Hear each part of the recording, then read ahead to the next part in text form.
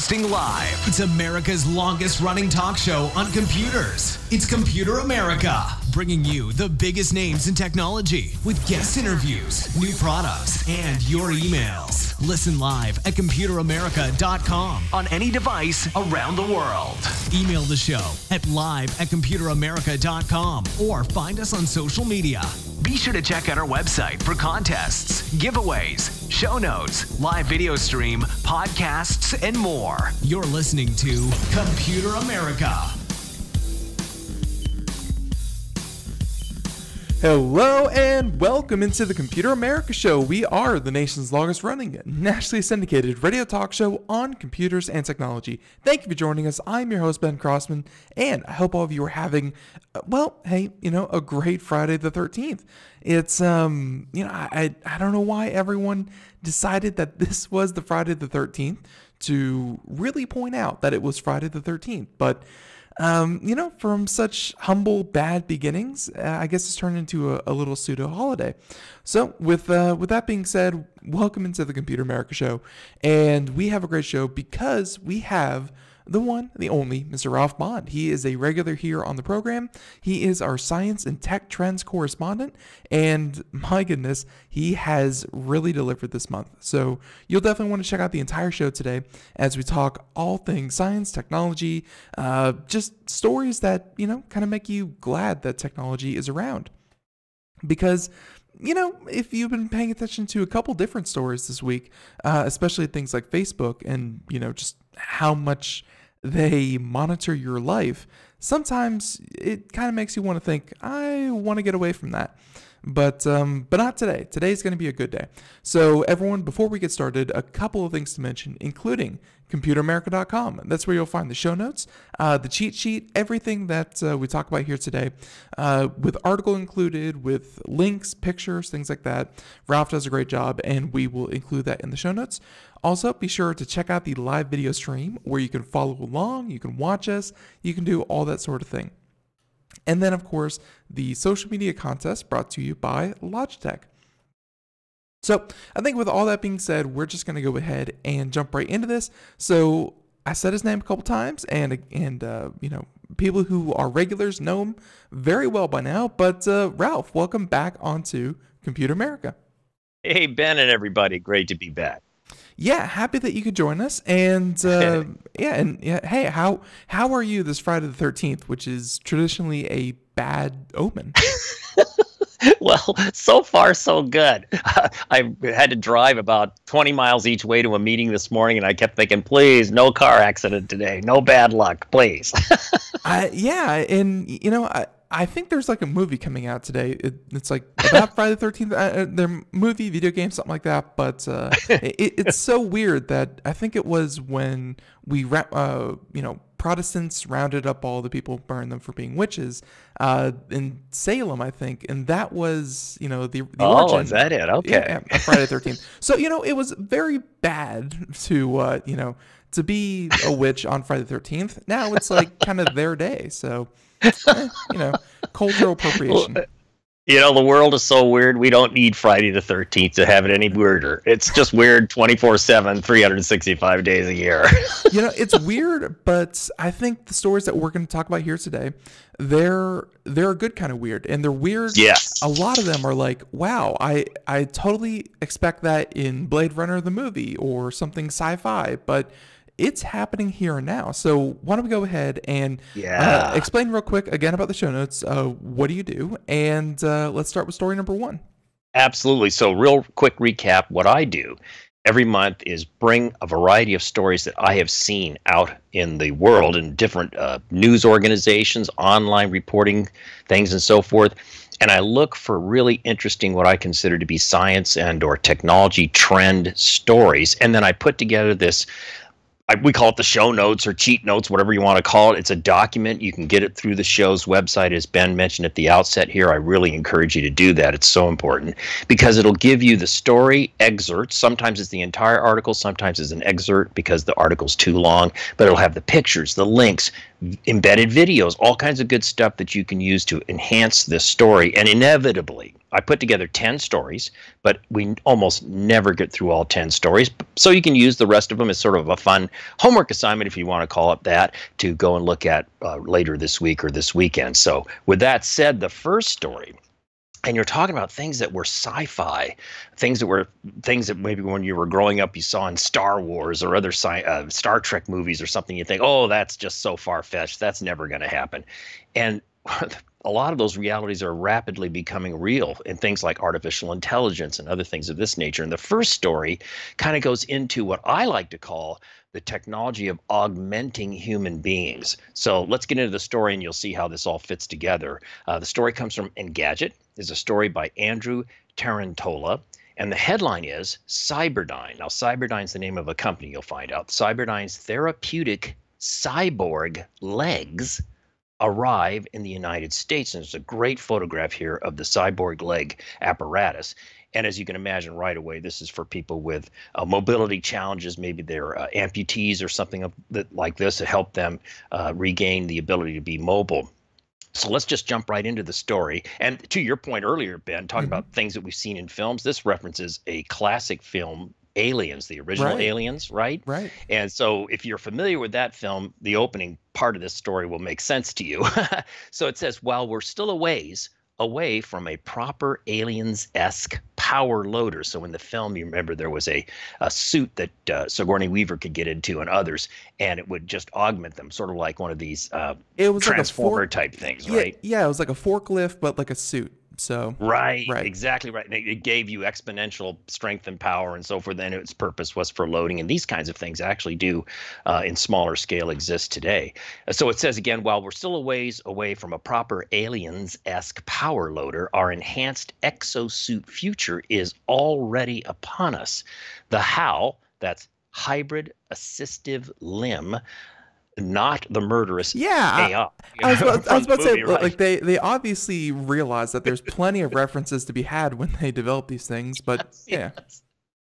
So again, you have to be kind of a movie buff, and in this case, Aliens goes way back. Gosh, how many years ago was that movie? The first one, anyway. So it goes on. So it's available now. This new device from medical device manufacturer Cyberdyne Inc. has already been leveraged for a number of rehabilitative procedures since being released in Japan in 2011. Cyberdyne, wasn't Cyberdyne the evil company in Terminator movies? Wasn't that? Right. So just to recap, we're like one sentence into this, and we have Power Loader from Aliens. We have HAL from A Space Odyssey 2001 or something like that. And now we have Cyberdyne, which is, you're right, the robotics company from Terminator.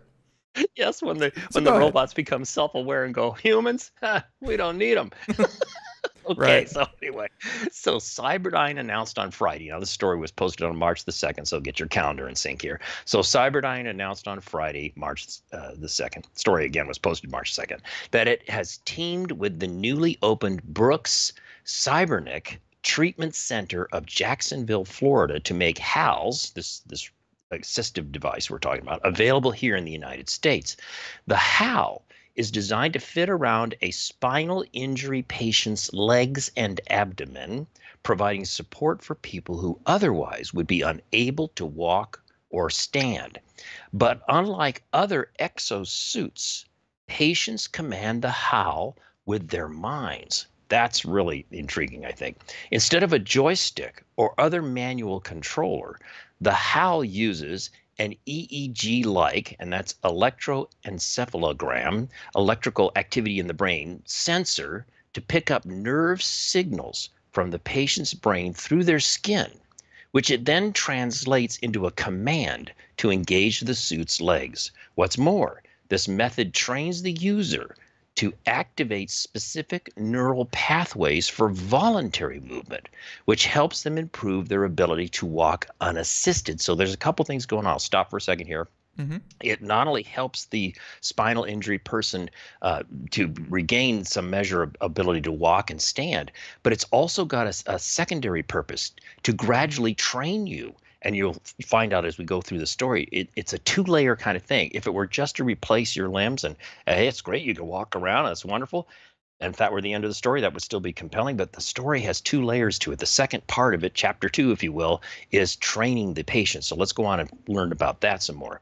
So it says you will need at least some degree of sensation, however, for the treatment to work. Dr. Geneva Tanuzzi, medical director of the Brooks Cybernetic Treatment Center, told Engadget. And again, Engadget is the magazine that wrote this story.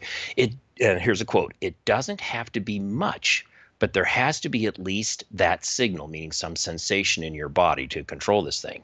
"If you do have enough bioelectric signal going through to where the surface EMGs that are put on the legs can pick up the signal, then the robot can basically do the rest." That's the mind control, if you want to call it that, right?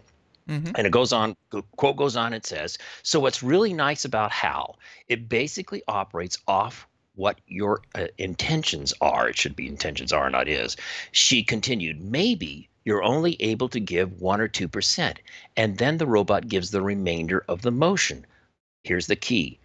But with time, because of that sort of recovery, you're about to get 3%, 4%, and so on, and the robot gives you less and less of that support." You see what it's doing? It's training you, right? So your sensation, your control of this starts to take over more and more gradually, and you transition from a dependency thing. That's the second part of this thing. Closing quote here: "The goal is actually to get rid of the robot," Tunzi concluded. "This is your intervention, and after a certain period of time, you just move on back to regular therapy." Now, obviously, in some patients' cases, that may never be possible, and you'll always have to rely on the device. But I think it's a fascinating kind of upscaling of a therapeutic overall formula, starting with fundamental robotic assistance and then gradually weaning you off of it through a training process to return to, in some patients' cases, to regular physical therapy. Wow. I mean, wow. And I just love these kinds of, I call them augmented human stories, because for me personally, I've said this before many times on this show, I think we'll see augmented humans in the area of robotics come to reality much faster than the full-on robot Westworld character or replacement of human beings kind of thing. But that's my personal view, and I think that this story sort of supports that. I mean, it's very cool. I recently had to, see someone relearn to walk, and I like that this seems like an option that was very, very expensive before. And you may think, wow, an entire robot, Ben, what could be more expensive? Right. You get those apparatuses where it's like, you submerge them in a pool. You have to have pulleys and harnesses, and then a treadmill, and you make them walk, and it's very difficult. Like, if this can really, kind of do 99% of the work for you, I feel like that's a part of rehabilitation that we really just didn't have a good solution for before. It's, right. It just wasn't there. Like, if you're 50%, basic, therapy training, that can do it for you. This is super cool. And I absolutely think you're right. It's, even though it's labeled with Cyberdyne, this seems like it could do a lot of good. And honestly, for those of you just out there watching, listening instead of watching, it's, kind of wraps around the middle, harness and legs that kind of, would go hug right up against your legs, be able to control everything. You know what this reminds me a lot of, though? At first, when I saw it, I thought this was, and Ralph, I'm not sure if you've ever seen it, but the chairless chair. That's being used by, I think Boeing is actually using it a lot. Have you ever seen the chairless chair? No, I don't think I have. That sounds intriguing. Yeah, it's almost exactly just like this, but it fits kind of underneath your pants, or you can even put it, just kind of wrap it around your pants. And wow. It's battery controlled with hydraulics, and essentially you just kind of like lean back, like it kind of senses when you want to sit down. And it will kind of lock up, and it lets you sit in any position. And so, like, if you're working in a factory setting or you're working with something kind of down low, fully adjustable, and you can sit anywhere you want. And thanks to robotic legs, same thing. Oh, that's very cool. That's really, really cool. Yeah. So I mean, between those and between these, I feel like just wearable technology, when you say that, you think, like the Apple Watch or something like that. Wearable tech is making great strides. I'm sorry. I did that. Great strides because they're all legs, whatever. All right. So story number 2. Yeah. Well, that's okay. Puns are good. Okay. You can do puns on Friday the 13th. You can do puns anytime you want. Perfect. By the way, if you have one of these Echo devices, or I'm sure Google Home must do the same thing. You can always say, "Hey Alexa, tell me a funny pun," or tell me a really painful pun, or a sports pun, and she comes up with some pretty good puns, and they're painful. I have no doubt that the power of the internet can crowdsource some very terrible jokes. Crowdsource puns. Right. Yeah, that's I right. like that. So story number 2, and this one also robotic. And I guess if you're a fish and you need no, it's not for rehabilitating fish. But no, this is still cool though.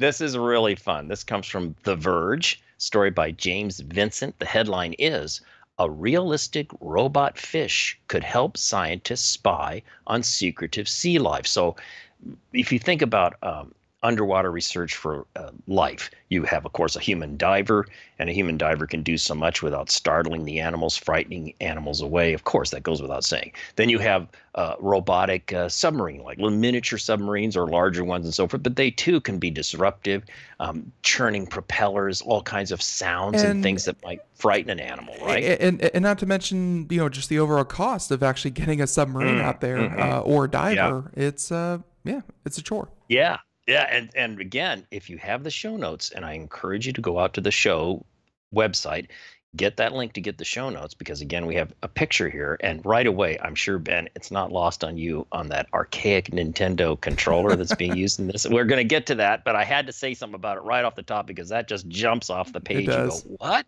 I haven't seen one of those in 20 years or more, or whatever.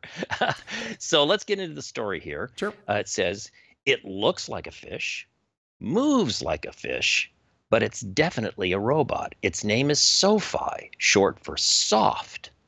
That's a key word here, soft robotic fish. And according to its creators at MIT's Computer Science and AI Lab, the acronym for that is CSAIL, it's the most versatile bot of its kind.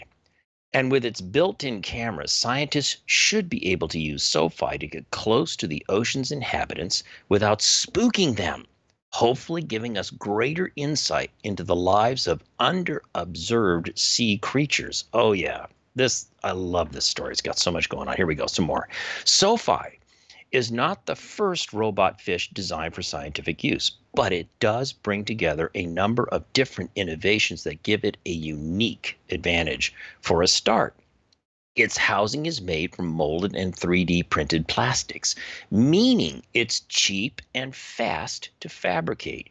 It's got a built-in buoyancy tank full of compressed air. That means it can adjust its depth and linger at specific points in the water column, which of course is good for stakeouts, good for, checking things out, right? That bit about lingering and hovering.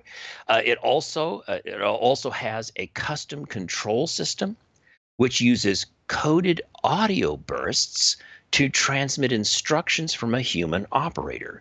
SOFI can swim semi-autonomously and will keep going in a specific direction without oversight. But a handler can steer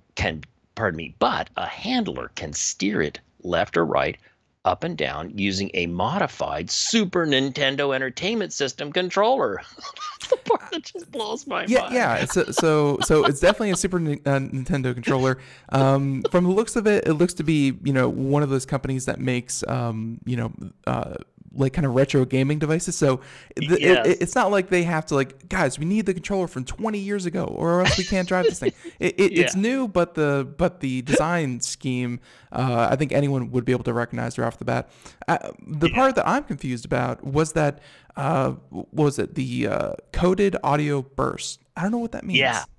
Yeah, I'm not sure either. Weird. I mean, you would think, wouldn't that audio transmission, an underwater audio transmission of some kind, perhaps be disruptive to animals or scare them away? I don't know. I would love to know more about that, and I frankly don't. It's probably like when I heard coded audio bursts, I immediately thought it would scream at you. It's like, oh gosh, darn it! But no, it's probably something like beep beep beep. Like three beeps mean that there's something ahead, or so it's probably something like that. I'm going to assume it's more like Morse code. Right. So that for example, let's say you're using that Super Nintendo Entertainment System and a thumb up, which would be normally like a forward movement of a character in a first person shooter, might emit some kind of Morse code like series of beep dash beep dash whatever, right? That the receiver on the biofish, the SoFi fish, knows the commands. I'm guessing. Yeah. I'm purely guessing, but I think that's on cool. the right track. It is very cool. So going on with the story, it says here, most important, though, is SoFi's propulsion system. This is a powerful hydraulic actuator that pumps water in and out of a pair of internal chambers, moving its tail fin back and forth. Not only is this quieter than using propellers like a submarine, but it's also less dangerous, as there are no sharp moving parts. And, of course, you gain better camouflage. A hydraulic tail is quiet and looks just like the real thing, or should that be the real fin? Ooh, painful pun. Another one. Now, goes on to say, according to a paper describing SoFi published in the Journal of Scientific Robotics, the result is a robot fish that blends in unnoticed among the underwater crowds. Here comes a quote from Daniela Roos, one of the co-authors of this research paper. It says, quote, "It's elegant and beautiful to watch in motion. We were excited to see that our fish could swim side by side with real fish, and they didn't swim away. This is quite different to when a human diver approaches." Well, yeah, of course, that's the motivation behind all this. This sort of robotic design, mimicking the shape and movements of real animals, is known as biomimetics. I hope I'm saying that right. It's an approach that's created colonoscopy robots that wriggle like worms. We're going to get into that later today, by the way. And that's a deep, deep personal interest to me, by the way, colonoscopy robots. Well, and I can only imagine how deep, and I'm surprised that they're using fish to do that. I figure some kind of worm would do better. That's well, it's talking amazing. about robots that are in this category that are being used for the purpose. It's not going to send a fish down your internal organs. They need to be clear. They need to be clear about that. People can be concerned. So, again, this general approach that they're talking about for this robotic fish is an approach that's created colonoscopy robots that wriggle like worms, cockroach bots that could scurry alongside search and rescue missions, and a variety of seafaring creatures taking inspiration in everything from sea turtles to jellyfish. Now, time out. We talked at the outset of the show about movie sci-fi coming true. That cockroach scurrying alongside you. How many sci-fi movies have we seen where you deploy all these little tiny bots that scurry along chasing you, like a scary spider-like bots and all that sort of thing? I mean, it's all happening. It's all coming true in a way. It's just I mean, there was a reason, and I remember when Craig got his first iPhone, that even way back then, one of the first apps that was available for it, that a user submitted was a way to turn your iPhone into a tricorder. Like, it would have all the bells and whistles, bells and whistles and beeps and tones of a tricorder from Star Trek. And it's like, as much as we kind of joke about how cheesy the movies are, that's what people draw inspiration from. It's what they've seen before. So, absolutely, Ralph, it's not a coincidence that we're going to see movies come to life before anything else. Oh, I couldn't agree more. I mean, it's so much fun. It's just a blast. So going on this, I know this is a little bit of a long story, but I think it's really well worth it. So it says, but, says Russ, again, that's the Daniela Russ, the researcher, but, says Russ, compared to earlier biomimetic fish, SoFi is a finished product. Quote, "It could be an extraordinary tool for studying marine biology," she says. "To find out about the secret lives of animals that live underwater, we need to collect more data. This could help." And then just a couple bits more here to finish this story up. Russ and her colleagues are already planning upgrades for SoFi, which could include live streaming video. At this point in time, a human operator has to be in line of sight with the robot to control it. So again, you can see where they're going with this. They want to be able to cut the tether of line of sight. And here in the conclusion, it says another step might even involve creating whole schools of robotic fish that can navigate as a single creature to collect greater amounts of data, or split off to comb the seafloor as individual scouts. Final quote here from researcher Russ. It says, there are just so many mysterious underwater phenomena we have yet to witness. So I just love this story once again, robotics, but also an interesting twist and just layers and layers of fun to this kind of story. It does seem that they have high hopes. There's a lot of possibility. It really does make your mind, kind of jump at what they could do with it. But realizing just now that they said you have to be within line of sight, that means that there's a diver there already, and he's controlling it with a controller. So yeah. A ways to go, but again, I like that you do pick out these stories that do make your mind go, oh, well, imagine if we could ... And exactly. Those are fun. Exactly right. Just like if we say, imagine if we could put these in someone's colon, we wouldn't need to, inflate. But all right. So, and as you said, we're going to get to one of those later. But that's coming up. All right. So we have like 5 minutes. We can probably get started with story number 3. And this is something that I've seen a couple times in my life, but meteor showers or shooting stars or whatever you want to call them, I've only ever seen a couple times in my life. I imagine people who grew up in cities, they're actually pretty rare. Like, so yeah, exactly this is pretty right. cool. Yeah. Like you, I've seen meteors a number of times, small individuals. I've even seen a couple of fireballs. Now that's really something to see. I mean, that is totally incredibly freaky. But meteor showers, I've seen a couple in my life, and they are awe-inspiring experiences. However, hands down to me, fireball. Now that's a really good one. I was gonna make a joke about. Are you sure it was fire? Well, actually, it was. That might have been a fireball, but that might have just been China trying something else in space. Maybe, I don't know. But it was reported as a natural object entering our atmosphere and burning up in a great flaming thing that, thank God, disintegrated before it hit the Earth. But it was the weirdest darn thing ever. Right. And then seeing a comet a few years ago, there was what was it called? The Hobart Comet or something? Right, yeah. And up here in Oregon, we could see it. And I remember with my my binoculars and borrowed a telescope. It was the weirdest thing in the world to see this thing and think that what this was. But anyway, I digress. We only have a couple minutes before the break here. Next story from Popular Mechanics. Avery Thompson's the author. This story was reported by a number of news services, by the way, but we're going with the Popular Mechanics one. Title is On Demand.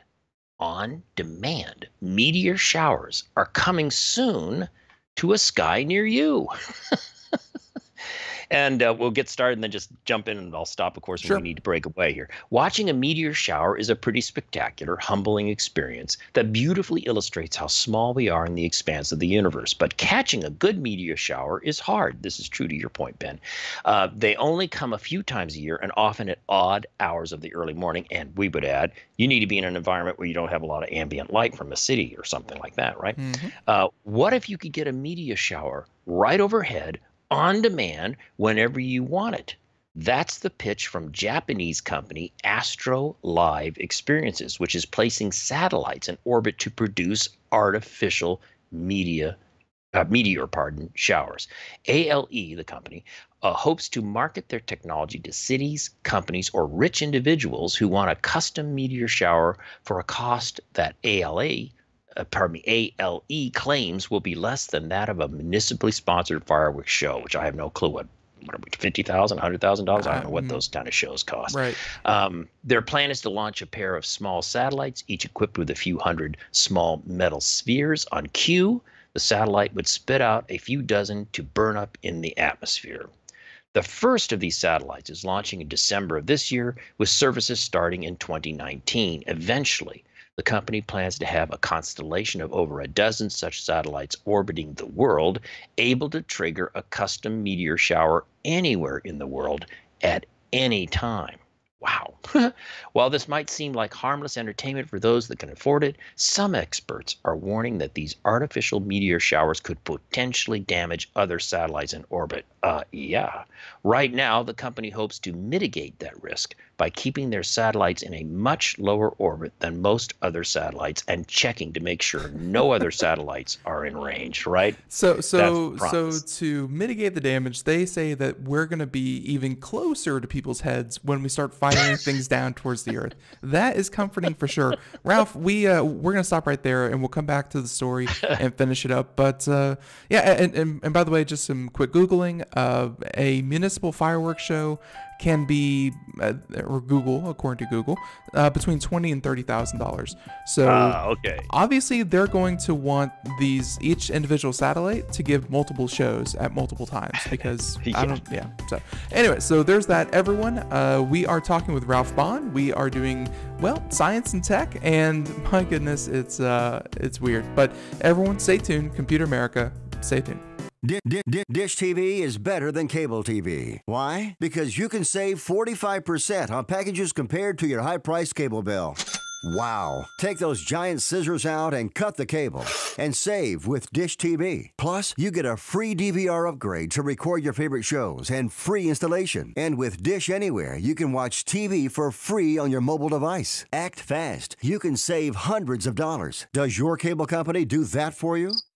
I don't think so. Get all the best TV programming at your fingertips at a fraction of the price of cable TV. So say adios, arrivederci, goodbye to the high cable bill and save up to 45% on Dish TV packages today. These are limited time offers and can change at any time. Call fast. 800-471-5325. 800-471-5325. 800-471-5325. That's 800-471-5325.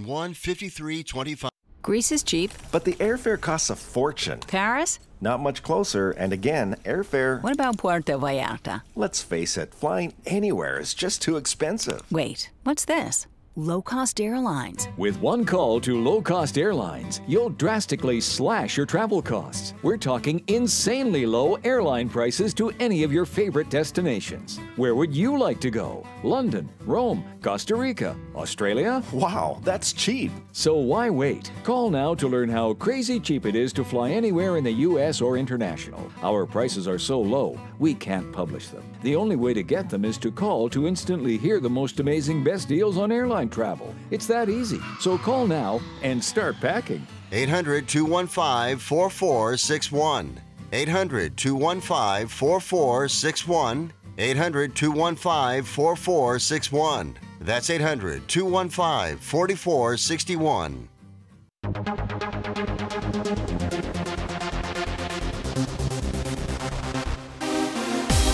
And welcome back to the Computer America Show. It is 32 minutes past the hour as we continue on here with Ralph Bond. And yeah, if you missed any part of the show so far, out of 10 stories, we have blazed our way through, what I think we're on story number 3. Yeah, so we have just ripping through these stories one after another. And if you missed any part of them, please feel free to go check out the podcast version of the show, which is just the show in its entirety, wherever podcasts are heard. So if you miss us, don't worry, we got you covered. So with that being said, Ralph, you were talking story number 3, on-demand meteor showers. Right. And yeah, so let's go ahead and wrap this one up. Yeah, and we'll wrap it up here in a second. But to your point, we're not going to make it through the 10 stories I collected. We never do. And that's okay. Don't feel bad. Everybody out there, get the show notes. You can check it out. The links are all there. It's sort of like a, homework assignment or a follow-up, if you want to call it that, if you're so inclined. And I think you'll find some really fun stories there. It's bonus content. That's it. It's bonus. It's everything you love. There you go. That's it, bonus. So to finish up the story about satellite showers on demand, right? So the last part of it here says, but over the next few years, the area of space is likely to become, so what we were talking about just before the break is the concern about these Japanese satellites dispensing these little metal spheres to intentionally create artificial media showers, right, on demand. So that was the context. And the last part before the break was concerns about this causing possible damage to other existing satellites and stuff that's up there, right? Right. And the premise is that they would fly or have the orbit low enough to avoid that, and they would check to make sure there's no other satellites in range or whatever, blah, blah, blah, blah, blah. So here's the final part of it, picking up from that. It says, but over the next few years, the area of space is likely to become much more crowded as SpaceX and other companies seek to build large satellite constellations to provide high-speed internet access across the globe. That alone is a fascinating idea and a story, right? The more satellites orbit this region, the greater the chances that one of ALE's media showers could accidentally hit one. So there are issues here. Right. The article concludes here, it says, ALE has already received approval from Japan's space agency and is consulting with NASA and the European Space Agency. That means at least some of these agencies think ALE doesn't pose a significant risk to other satellites, but it might not be worth the risk just for a pretty display. Yeah, I kind of think I'm more on the side of, yeah, okay, it's kind of trick and fun and cool, but is it really worth it to possibly risk damage? I don't know. We'll see. It's certainly weird because we have had a lot of different ways to use satellites, and honestly, intentional space debris was not one I had thought of. I think that Elon Musk says that he got approval to start building his satellite internet grid over kind of over the world, actually, and satellite for communication, satellite for a lot of different spy satellites, things like that. I just don't know. Like, I think that the only way this becomes a thing is if launching satellites becomes so cheap that it's like, hey, why wouldn't you have something like this up there? And that's also exciting, to the point where you can just start doing silly things instead of, super important things. That's cool. We've entered the era of silly space. I like it. I do too. Silly space. So, all right. So story number 3, good luck with that, Japan. Story number 4, though. Yes. And when I think tank, like if someone's a tank, if something's a tank, it's hard, impenetrable. It's a force to be reckoned with. And so I was surprised that foam would come into play here, because foam isn't something I consider to be, tank material. Exactly. And right from the top, well, first let's introduce the story. This also comes from Popular Mechanics. This time a story by Kyle Mitsukami. And the headline, you can imagine, just jumped off the screen and grabbed my attention. The United States' next tank, so military tank, could be protected by steel foam. What are we talking about? And before I even get into the story, I want you to think, as you're listening to this story, think about, fine for this tank. What about for cars? What about for cargo trucks? What about for trains and other things? Yes, you're going to see that obviously this first intent is to protect the vehicle, but also make it much lighter. But the implications of a lighter, super strong steel foam could have many other applications outside of military. But that is an aside for a moment, just to think about as we go on. So this is a long story, so I'm going to warn everybody right up top, but I think it's fun and interesting. So bear with me and let's go through this. So it says, researchers have discovered that composite metal foam offers greater protection than traditional armor steel plate at a third of the weight. Ding! The discovery has broad implications for armored vehicles and could result in stronger, lighter vehicles better able to protect occupants from the impact of kinetic weapons, explosive shock waves, and even fires. Wow. Scientists at North Carolina State University and the U.S. Army's Aviation Applied Technology Directorate have invented what they call composite metal foam. Of course, an acronym, CMF. Metal foam is exactly what you think it is. Metal with sponge-like holes in it. This not only makes CMF lighter than normal metal, but it also makes CMF spongy, allowing it to give slightly under impact, soaking up some of the energy of a collision. I'd like that in my car right now. Anyway, in 2016, Popular Mechanics described an early test involving the material and an M2 30 caliber armor-piercing bullet. The bullet, delivering 2,780 foot-pounds of energy against a block of CMF, less than 1 inch thick, shattered on impact. This bullet shattered. This beefy bullet going tremendous amount of energy is shattered on impact. The same bullet was stopped by 1/2 inch of dense armor plate. And there's a video. We've got the video link there for you and all that good stuff. You can see the video. CMF is also remarkably good at deflecting blast waves. According to scientists at North Carolina State, the shock wave of an explosion, whether from a direct hit of a tank main gun or an explosive blast, is diffused by contact with the hollow spheres in the armor. The shock wave, upon encountering the hollow spheres, deforms them, and in the process, the armor soaks up their energy. And then it goes on to say it gets better. CMF is also heat resistant. In tests conducted in 2016, researchers found that it took twice as long for heat to pass through a 3/4 inch slab of CMF than it did to pass through a slab of ordinary stainless steel. The Swiss cheese-like holes in CMF create air pockets that slowed heat transmission. In military use, this could slow the spread of heat-caused ammunition explosions, or cook-offs, as they're called, giving crews more time to escape. But the most fascinating part of CMF is its weight savings.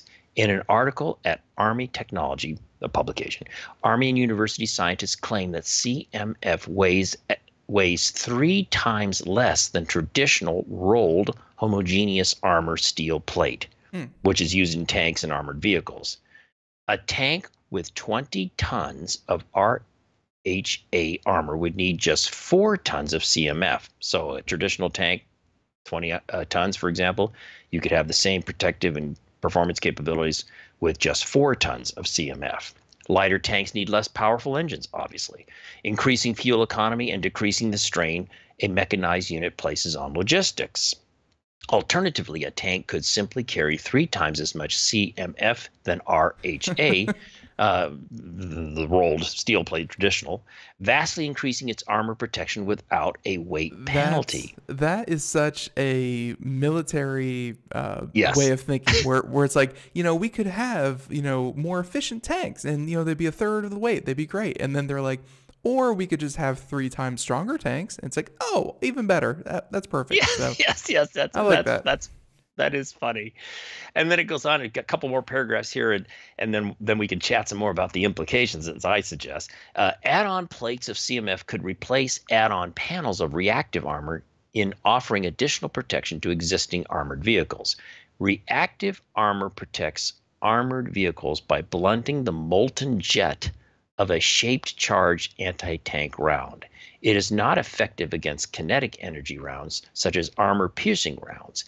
CMF, so I should preface this, on the other hand, CMF theoretically offers protection against both issues. Right. And then to conclude, it says here, CMF would be a valuable addition to the Army's next generation combat vehicle, which seeks to replace the M1 Abrams main battle tank and M2 Bradley infantry fighting vehicle.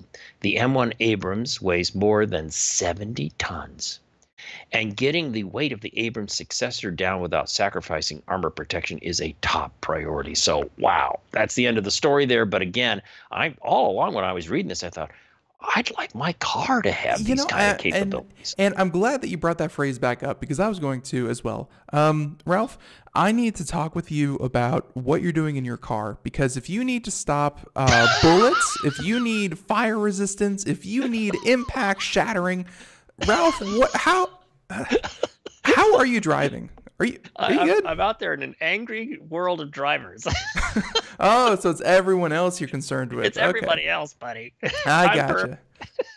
I gotcha. No, but yeah, I mean, obviously, in a lot of situations, military research, for at least military application, kind of comes first, and then the consumer eventually if something is really working, then it'll trickle down. But and by the way, you know, I went into a stint there for a couple of months where I was really into, you know, World War II documentaries, tank documentaries, things like that. Oh, it's a lot of fun. The M1 Abrams is obviously a pretty old tank. It's, you know, kind of been out there, you know, I think since like the 70s, 80s, 90s, whatever, you know, kind of Gulf War kind of deal. And you know, I kind of Googled because I wanted to see what the expected lifespan was, you know, when the military was looking to replace these things. And I just typed into Google, didn't even do my search, so no information there. But the first thing that pops up into Google is M1 Abrams for sale. Like, I think people are Googling how to buy an M1 Abrams tank. And unless you're Arnold Schwarzenegger, I don't think you're allowed to do that. It's it's weird that people are looking to buy tanks. But that's pretty odd. Yeah. Anyway, so CMF seems like really, really cool technology, and it's something that comes up here on the show occasionally with you. It's this idea of I don't want to call them like super materials, but these materials that you know, are manufactured with one set of properties but can do something completely different. And you know, it's super cool. Again, I submit for your consideration, everybody. What is all of the things we talked about this CMF material doing for military vehicles? A lot of that translates. Yes, I don't expect an armor, an armor-piercing round it hits your car. Round to be hitting me on the freeway. I hope I don't have that experience. But collisions. So, and the heat, the retarding heat so if you have a terrible accident, your engine's on fire, and if it takes longer for that heat to make it to the cabin, giving you, the passenger, or your passengers a better chance of survivability, getting out of the vehicle, and blah, blah, blah, blah. All these kinds of things strike me as being deflecting the energy. All those kinds of things, I absolutely think could be very possibly useful. Maybe so. I don't know. If all of these things, if it's better down, you know, all the way down the checklist, that just means one thing to me, and that means this is either impossible to produce or very, very expensive to produce. Yes, so, you absolutely raise a good point. And again, let's look at the history of materials and science and so forth. That which is terribly expensive right now, over time, can get cheaper and cheaper as it becomes productized and industrialized, if you want to call it that, and turned into a repeatable formula, right? I'm sure the first Edison light bulbs were prohibitively expensive. Tell that to carbon nanofibers, because those stupid things are never going to make it out of the lab.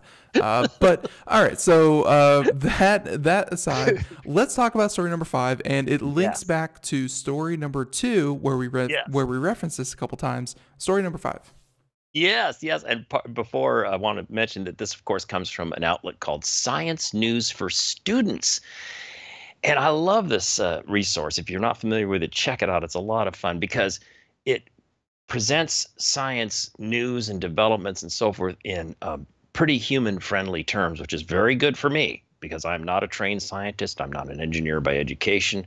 I grew up with engineers and so forth in my family. That's fine, but it's very helpful to have this kind of translation. And by the way, that's part of my motivation in doing these monthly shows with you guys is to give the non-scientifically trained person an opportunity to hear about science and technology trends in a friendly way. And that's where my brain is coming from. That's why I love this Science News for Students. Check it out, everybody. The link is in the show notes. Get the show notes. Check it out. So here's this story by Eric Niller, and the title is Robots May Soon Actively Crawl Through Your Gut. Doctors will guide them to deliver medicine and check the intestines for disease. And I'm very interested in this personally. And there's a great image here of one of these robotic devices, if you want to call it that. So let's get into the story here. It says there's a wet, squishy tube, 9 meters, that's 30 feet, long that carries food from your mouth to your stomach and on through the gut. At times, it will get folded over and over to fit in your belly, of course. This digestive tract is where your body slowly breaks down food, absorbing what it needs for energy and health. Anything not needed will exit out its end and unceremoniously into your toilet as waste. We all know that, right? As the entry portal for all food and water, its function and health is pivotal to life. But when symptoms suggest a problem, doctors can find it a tough place to explore. So hence we have endoscopy and colonoscopies and all that kind of stuff. Certain symptoms that might suggest disease, such as cancer, lurk within its enormous span. In other words, can be very difficult to find within the intestinal tract, right? Right. Maybe doctors will need to deliver a drug at some precise milepost along the path. They might even need to retrieve something small, such as a penny or battery swallowed by a young child.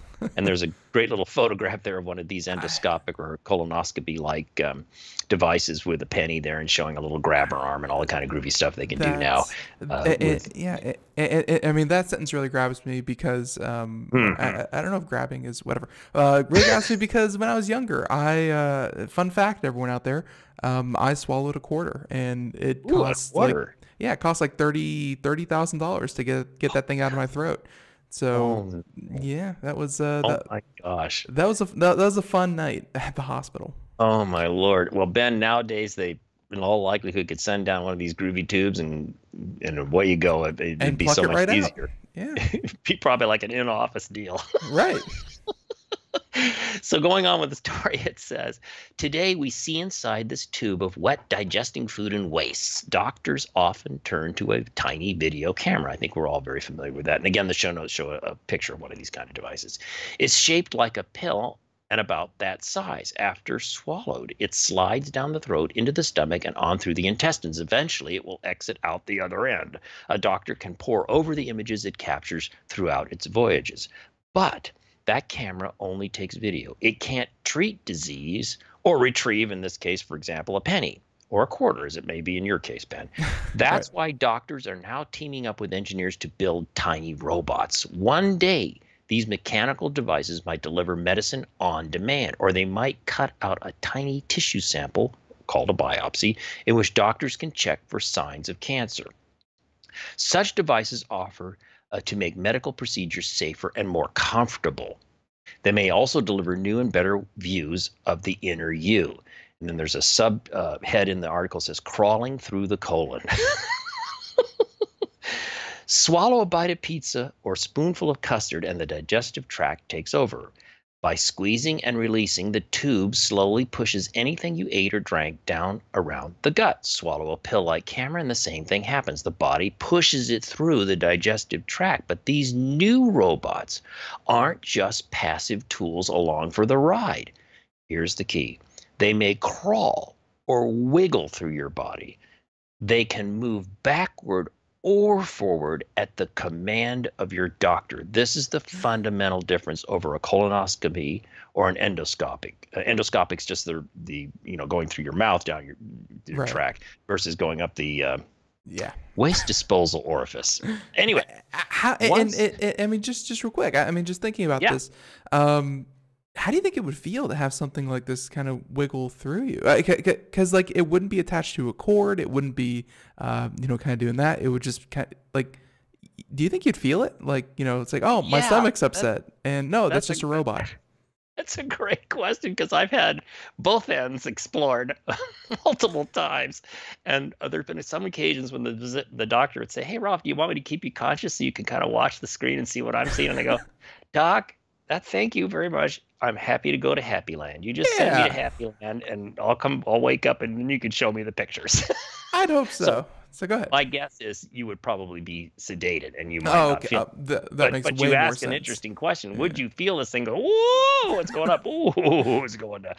I was just thinking that it's like what if the doctor says go forward and accidentally goes up, and then you got like the situation from Aliens, like when the thing bursts through your chest, and you're like, ah! It's like that's not good. But okay, go ahead. That's a nice reference to the very beginning of today's show, going back to sci-fi films. Anyway, once they're done, again, these controlled, forward and backward capable, little wiggly, squiggly robots going through your digestive tract. So it says here, once they're done, these gut crawlers, that's a lovely term, then leave the body just like a regular piece of waste. Yes, thank you for that vision. Dr. Zaruk, a professor of mechanical engineering at Ben Gurion University in Beersheba, Israel. He and his team are building such a robot. It carries a motor to power its worm-like wiggling. Small electronic sensors inside it collect data on the robot's precise position in the body. A smooth artificial skin lets the robot snake through the stomach and intestines without damaging them. You can imagine that's, of course, a very important point of this. This wormbot is known as SAW, SAW. That's short for Single Actuator Wave Robot. An actuator is a part of a machine that makes the entire device move in response to some signal. Zaruk has always been interested in building small robots that move in unusual ways. He started working on the worm-like robot in 2015. SAW, and here's a quote, will be very smooth and small enough to pass through the body, he says. It should be able to deliver drugs, and he notes, in case it breaks down, it can continue on its own. The digestive system would take it out of the body. So there's more to this article, by the way. You see my little note there in the show notes? Be sure to read the entire article because it goes on. It gets even more in-depth. But I just thought this was a fun development in the world of endoscopy and colonoscopies and so forth, that we may see the end of that. And by the way, sending a tube down, no matter how delicate and small it is and so forth, you're still sending, it's like a rotor-rooter thing going down your mouth or going up the other end. And there's always a chance of unintentional damage to your body. And so they monitor you very carefully for that kind of thing. So having these smaller, flexible, remotely controlled devices to perform the same function in a much less, what would be the word, damaging potential way could be a great future for colonoscopy and endoscopic procedures. So I'm excited about this from a medical technology trend point of view. And I did like the point at the very end where they're like, hey, if the battery cuts out or we lose signal, don't worry. It becomes human powered at that point, and it will work itself out. So that's very interesting. But all right, so there's that one. Ralph, we have like 2, 3, 4 minutes left. Let's skip down to story number 8 and just kind of get the gist of that one. Sure, you bet. Yeah. So let's do story number 8. So really quick, because I know we are running out of time, this is a story from Engadget, a story by Mallory Locklear. The title is Open Bionics' latest 3D printed arm goes on sale next month. The comparatively affordable Hero arm, as it's called, will be available in the United Kingdom. Great picture of an amputee. And we're watching the video on the video portion. So good. And there's a video as Ben just mentioned. So very quickly, I'll give you a few of these things. If we run out of time, go back to the show notes and pick up. So Open Bionics announced today, that was on March the 30th, that its 3D printed Hero arm prosthetic will be available for purchase in the UK next month. The company's founders started Open Bionics, that's the company, because they were interested in developing prosthetic limbs that were less expensive than traditional options, which typically cost tens of thousands of dollars. Now, we all know that 3D printing and other things like this are revolutionizing prosthetics, so that's not really that new. But let's go on with the story as far as we can. Using 3D scanning and 3D printing, they aim to produce more affordable options that can be constructed much more quickly than other prosthetic devices. In the past, they've developed Star Wars, Iron Man, and Frozen-themed prosthetic hands for children, as well as the Deus Ex-inspired arm. Then it goes on to say the Hero arm is the company's latest design. So this is not their first product. This is their latest product. Open Bionics says it's 3 times more affordable than similar multi-grip bionic arms, and each one is custom built for the person using it.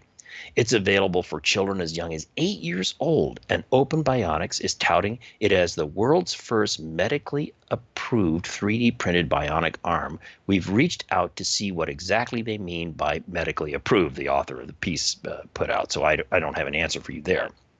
Goes on to say the device weighs less than 1 kilogram and can lift up to 8. It also has a long-lasting battery, custom covers that can be switched out, and offers multiple types of grips that can be reconfigured depending on the user's preferences. The Hero Arm has a freeze mode so users can hold a position without added effort, feedback in the form of lights, sounds, and vibrations, and a posable wrist that can rotate 180 degrees, making it easier to grab things at odd angles. Oh, and then we can finish out here. You can check out more features in the video. The Hero Arm will be available in the UK starting April 25th. Now, there's no reference in the story about its availability outside the UK, but I'm sure that's just a matter of time. And gosh, Ben, we could just mention a few of the other stories here. There's a story about race to space heats up on college campuses. That's a fun story you want to check out. Researchers develop a file system for DNA-based storage. What? You got to check that one out. And hey, there's even a few more that we skipped over, but all of them very interesting, and again, all of them in the vein of science and technology. So if you're interested, or if you want to check out any of the ones that we actually did go through, and you want to check out the videos or things like that, again, in the show notes, the cheat sheet right there. Ralph, in the meantime, thank you for joining us. I don't think anything bad happened for Friday the 13th. So hey, this is good stuff. Hey, and you're going to join us here next month as well if everything goes to plan, and looking forward to it. So if people want to find out more about you, I think we have a link to your Wix site. Anything you want people to know? Oh, just come on out and check out my site, and of course, get those show notes. Of course.